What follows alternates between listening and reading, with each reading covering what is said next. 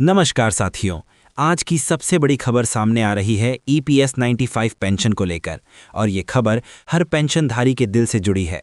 आप सब जानते हैं कि हम पिछले कई सालों से ईपीएस 95 पेंशन बढ़ाने की मांग को लेकर आवाज उठा रहे हैं। अब हालात बदलते नजर आ रहे हैं।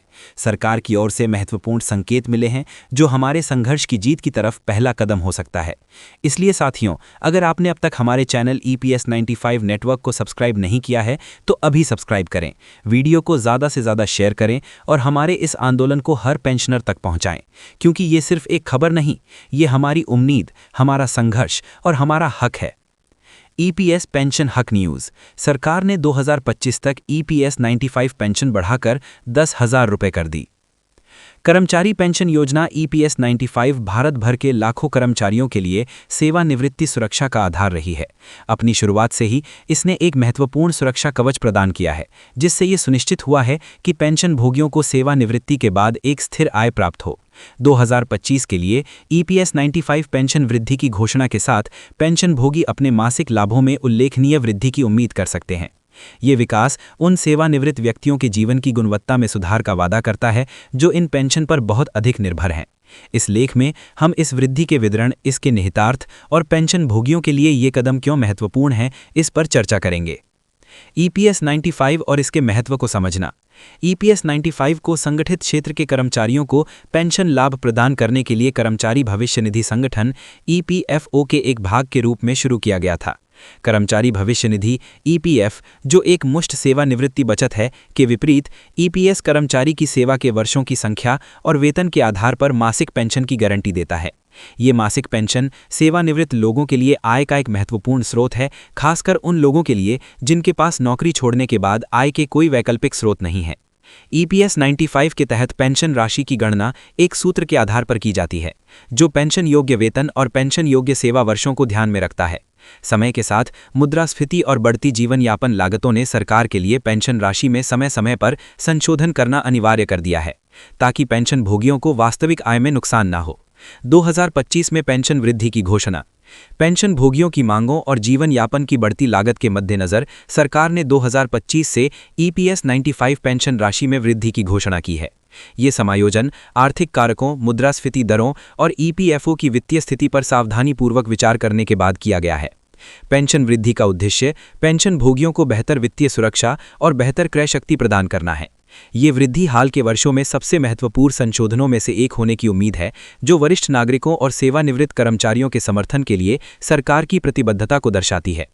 इस कदम को श्रमिकों के योगदान को मान्यता देने तथा ये सुनिश्चित करने की दिशा में एक सकारात्मक कदम के रूप में देखा जा रहा है। पेंशन वृद्धि का पेंशन भोगियों पर क्या प्रभाव पड़ेगा?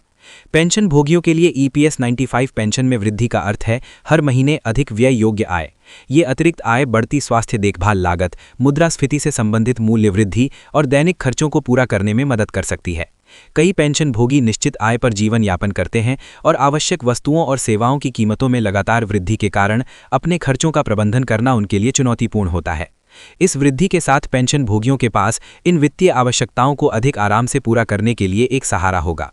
इसके अलावा इस वृद्धि से सेवानिवृत्त लोगों के बीच वित्तीय तनाव कम होने और उनके समग्र कल्याण और मानसिक स्वास्थ्य में सुधार होने की उम्मीद है।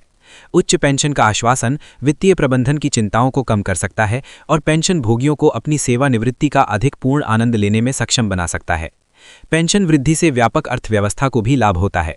उच्च आय वाले पेंशन भोगी वस्तुओं और सेवाओं पर अधिक खर्च करने की संभावना रखते हैं, जिससे स्थानीय व्यवसायों को बढ़ावा मिलता है और आर्थिक विकास में योगदान मिलता है। इस बढ़े हुए खर्च का उन समुदायों पर सकारात्मक प्रभाव पड़ सकता है जहां सेवानिवृत्त लोगों की संख्या अधिक है।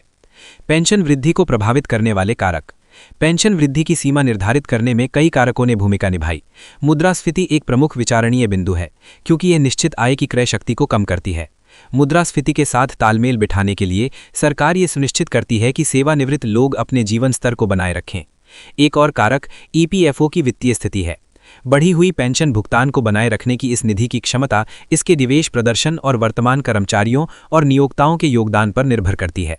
सावधानीपूर्वक वित्तीय नियोजन और प्रबंधन ने ईपीएफओ के लिए इस वृद्धि की घोषणा करना संभव बना दिया है। जनसांख्यिकीय रुझान जैसे सेवानिवृत्त लोगों की बढ़ती संख्या और लंबी जीवन प्रत्याशा भी पेंशन नीतियों को प्रभावित करती है।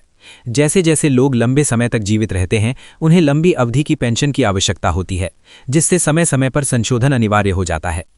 पेंशन भोगियों को आगे क्या पता होना चाहिए? पेंशन भोगियों को पेंशन वृद्धि के तात्कालिक विवरणों, जिसमें संशोधित पेंशन दरें और प्रभावी तिथियां शामिल हैं, के बारे में जानकारी रखनी चाहिए। ये समझने के लिए कि ये वृद्धि व्यक्तिगत पेंशन राशि को कैसे प्रभावित करेगी, ईपीएफओ या संबंधित सरकारी निकायों से आधिकारिक संचार पर नजर रखना महत्वपूर्ण है।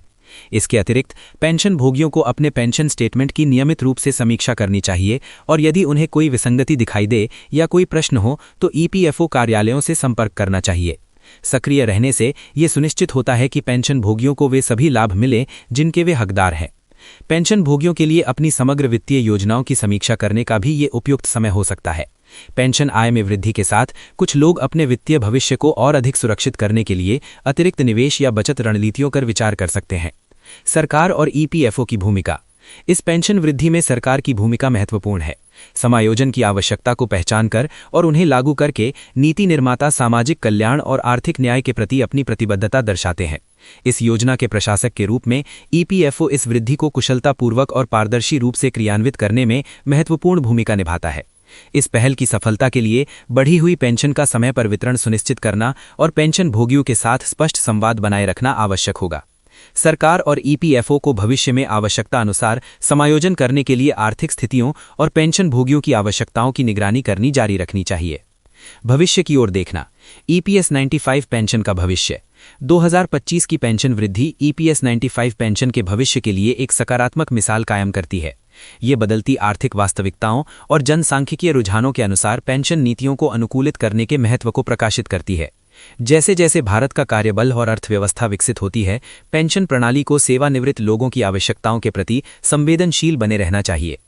आने वाले वर्षों में पेंशन कवरेज में सुधार, लाभ बढ़ाने और फंड की स्थिरता बढ़ाने के उद्देश्य से और भी सुधार किए जा सकते हैं। डिजिटल नवाचार और बेहतर डेटा प्रबंधन पेंशन प्रशासन की क्षमता में भी सुधार ला सकते हैं। पेंशन भोगियों के लिए मुख्य बात यह है कि उनकी चिंताओं को सुना और संबोधित किया जा रहा है। ये वृद्धि केवल धन के बारे में नहीं, ये सम्मान, गरिमा और देश के विकास में योगदान देने वालों के लिए एक सुरक्षित और आरामदायक सेवानिवृत्ति को सुनिश्चित करने के बारे में है। निष्कर्ष। 2025 के लिए ईपीएस 95 पेंशन वृद्धि भारत में पेंशन भोगियों के लिए एक महत्वपूर्ण मील का पत्थर है।